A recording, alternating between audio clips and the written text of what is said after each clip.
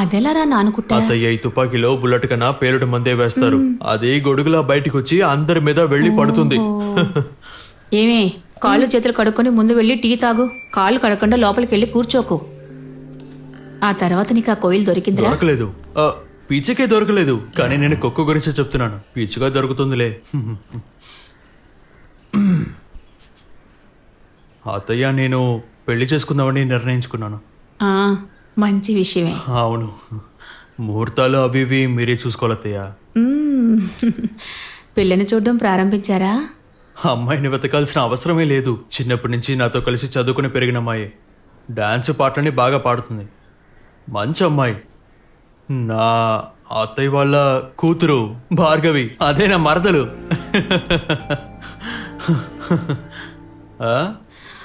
కానీ అది ఇంకా చదువుకుంటోంది కదరా నానుకుంటా.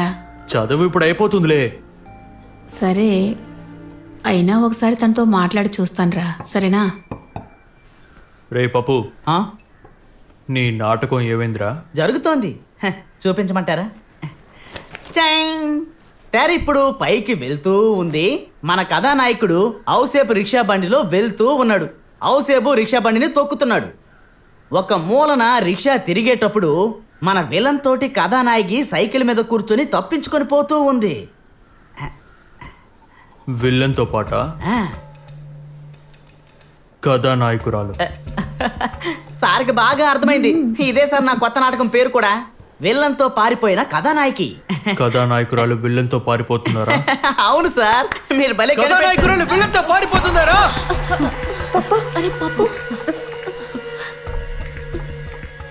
ఇలా బొచ్చిపోయే వాళ్ళంతా వీడి మీద చేయి పెట్టకూడదు. నేనేమి ఎవరినో కాదు. ఎక్కడి నుంచో వచ్చిన వాడివేగా. భార్గవి, మర్యాదగా మాట్లాడు. నువ్వు నా కాబోయే భార్యవి. మిస్టర్ నారాయణన్ భార్యగా ఉండడానికి నాకు ఎటువంటి ఉద్దేశం లేదు. కాపు, అనవసరంగా మీ ఇద్దరు గొడవ పడకండి. ఇప్పుడు పప్పుని ఎందుకు రా కొట్టావు? అది నువ్వు రా పప్పు.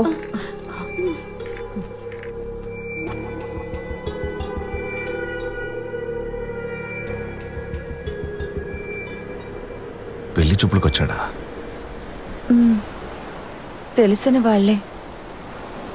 అమ్మ ఎప్పుడు చదువు తర్వాత ఆలోచిద్దామని.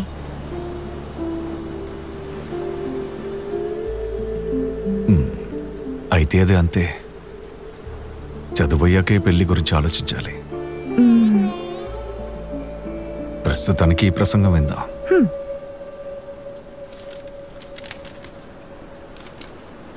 అయితే ఓ పని చేద్దాం. కావాలంటే నువ్వు దీన్ని ఇంటికి తీసుకెళ్లి చదివి అర్థం చేసుకో. నేను ఒక మిత్రుడిని కలవాలి. మళ్ళీ కలుస్తాను.